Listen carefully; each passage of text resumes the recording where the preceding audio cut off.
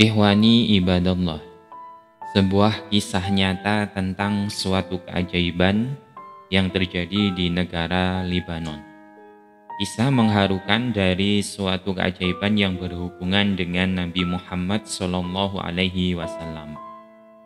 Pada saat perayaan Maulid Nabi, kisah ini masyhur tersebar di media-media online, termasuk pesan singkat di media sosial menjelang bulan Rabiul Awal, yaitu bulan kelahiran Nabi Muhammad SAW. Bulan di mana umat Muslim banyak yang bersyukur merayakan hari kelahiran Nabi Muhammad SAW. Saya sendiri membaca kisah ini dalam website NU Online, di mana dijelaskan bahwa pengirim kisah ini adalah seorang santri Rubat Syafi'i Mukallah Yaman bernama Muhammad Nasirul Haq. Terlepas benar tidaknya cerita ini, paling tidak mari kita ambil hikmah besar di dalamnya. Dan semoga kita dihindarkan dari musibah berdusta atas nama Rasul. Wallahu a'lam bisihhati hadhil hikayah. Di Libanon, ketika memasuki bulan Rabiul Awal, warga di sana biasa merayakan Maulid Nabi dengan menembakkan senjata api ke atas untuk menunjukkan kegembiraan. Tradisi ini dilakukan turun-temurun, hampir mirip dengan tradisi pernikahan di Arab Saudi pada umumnya. Berbeda dengan tradisi perayaan Maulid Nabi di Indonesia. Kalau di Indonesia, Maulid Nabi biasa dilakukan dengan bersodakoh, membaca sholawat ad-dibai, sholawat simtud duror, atau biasa dikenal dengan sholawat al-habsi, karena dikarang oleh Habib Ali bin Muhammad Al-Habsi. Warga Indonesia menjadikan momen Maulid Nabi untuk media syiar kepada umat melalui ceramah-ceramah agama yang dibawakan oleh para kiai dan para habaib agar menumbuhkan rasa cinta atau mahabbah kepada Nabi Muhammad SAW. Ketika perayaan Maulid Nabi di Libanon, suatu ketika seorang putri kecil yang beragama Nasrani dari Bani Khotas ikut melihat perayaan tersebut. Nasib naas menimpanya kala seseorang dari mereka melepaskan senjata. Peluru yang dilepaskan menyasar ke arah putri tersebut dan menembus tepat di kepalanya. Ia pun bersimbah darah dan jatuh ke tanah. Ibunya yang melihat kejadian itu berteriak histeris, "Binti, binti, binti, putriku, putriku, putriku." Beruntung putri kecil tersebut masih bernapas, meskipun dalam keadaan yang memprihatinkan. Dengan segera, anaknya dilarikan ke rumah sakit Hosan Hamud. Sayang, pihak rumah sakit tak bisa berbuat apa-apa, sebab pendarahan di otak terlalu parah. Bahkan seluruh dokter angkat tangan terhadap keadaan putri yang malang tersebut. Mereka menyarankan agar segera dirujuk ke rumah sakit di Amerika yang lebih kompeten. Tapi ternyata kondisinya kian parah dan sudah diambang ajal. Mereka pun tak bisa berbuat banyak. Ketika sang ibu dipanggil oleh dokter, sang dokter berkata, "Maafkan kami, Bu, kami sudah berusaha semampu kami. Kondisi putri ibu sepertinya tidak bisa tertolong lagi, karena pendarahan di otak terlalu parah, sedangkan peluru menembus di kepalanya. Sepertinya ini adalah waktunya bagi Anda untuk mengikhlaskan putri ibu, karena hanya keajaiban saja yang bisa menyelamatkan putri ibu." Mendengar perkataan dokter tersebut, ibu dari putri kecil yang terkena tembakan kepalanya menjerit. Dia menangis sejadi-jadinya.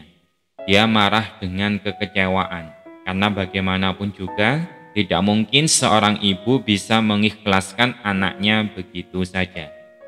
Pada titik ini, dia teringat dengan Nabi Muhammad SAW. Dia teringat bahwa akibat umatnya yang merayakan hari kelahirannya, putrinya menjadi celaka. Dia yang beragama Nasrani menjadi frustasi dan marah kepada Rasulullah SAW. Sehingga kata-kata kemarahan itu keluar begitu saja dari mulutnya. Dia berteriak protes kepada Nabi Muhammad. Ya Muhammad, aina anta ya Muhammad, aina anta ya Muhammad, wa anta tadda'in nubuwah. Undur ma da fa'ala ummatuka ila binti fi yaumi ikhtifali maulidika.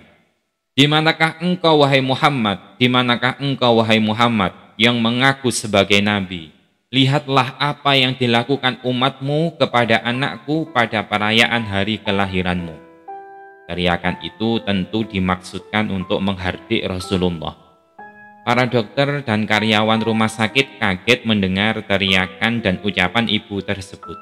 Tetapi bagaimanapun juga, tidak ada yang berani dan tega menegurnya, karena mereka benar-benar memahami perasaan dari seorang ibu yang tidak bisa berbuat apa-apa untuk menolong putrinya yang sedang diambang kematian. Dokter memastikan bahwa anaknya telah meninggal dunia, dan ketua dokter di sana mempersilakan sang ibu untuk melihat anaknya untuk terakhir kalinya. Dengan lemas dan dipapah, ibu Nasrani itu pun masuk ke ruangan. Sebuah keajaiban terjadi. Ketika sang ibu sudah di dalam ruangan, dia melihat anaknya sedang duduk di tepi tempat tidur dalam kondisi bugar sambil berteriak, "Ibu, ibu, ibu, tutup pintu dan jendela ibu, jangan biarkan ia keluar." Antara percaya dan tidak, si ibu yang bingung lantas bertanya, "Siapa duhai putriku?" Si ibu mendekati anaknya untuk memastikan bahwa kondisi baik-baik saja. Allahu Akbar. Sungguh sesuatu yang tidak masuk akal. Selain sehat dan bugar, bercak darah dan bekas luka tembakan di si putri Nasrani tersebut menghilang. "Putriku, apa yang terjadi?" Putrinya menjawab sambil tersenyum kegirangan. "Ibu, ibu, dia datang. Dia datang, ibu. Dia datang mengelus kepalaku sambil tersenyum." "Siapa dia, sayang?" Terus putrinya menjawab, "Muhammad. Muhammad, ibu." Jawab anak itu, "Aku bersaksi, duhai ibu, bahwa tiada Tuhan selain Allah dan Nabi Muhammad adalah utusan Allah." Masya Allah, ini cerita mengharukan. Rasulullah datang. Ternyata teriakan si ibu disambut oleh Nabi Agung Muhammad SAW. Beliau hadir dengan kelembutan dan memberikan cahaya penerang bagi kegelapan. Syahadat ini lalu diikuti para dokter yang menyaksikan peristiwa tersebut dan orang-orang di desa tempat putri tersebut tinggal. Masya Allah, ini cerita yang luar biasa. Rasulullah hadir, akhirnya disembuhkan oleh Rasulullah. Ma'asyiral muslimin rahimakumullah. Kisah ini mengingatkan kita pada kisah ketika Sayyidina Abu Bakar As-Siddiq digigit ular dan kalajengking di Gua Sur, yang rela menutup lubang kalajengking di dalam Gua Sur untuk melindungi Rasulullah. Ketika rasa sakit sudah tidak dia hiraukan karena dikalahkan rasa mahabbah kepada Rasulullah, sehingga air mata beliau jatuh di pipi Rasul dan membangunkan beliau.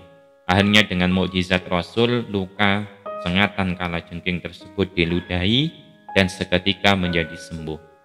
Kisah ini mengingatkan kita kepada kisah perang Badar ketika sahabat Mu'ad bin Amr bin Jamuh yang pundaknya hampir putus karena perang, sehingga beliau sambung lagi dengan tangan beliau yang mulia.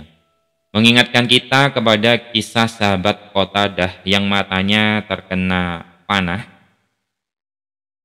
panah orang kafir sehingga bola mata itu jatuh ke pipinya. Dengan mukjizat beliau, mata tersebut dikembalikan ke tempatnya dan sembuh seketika.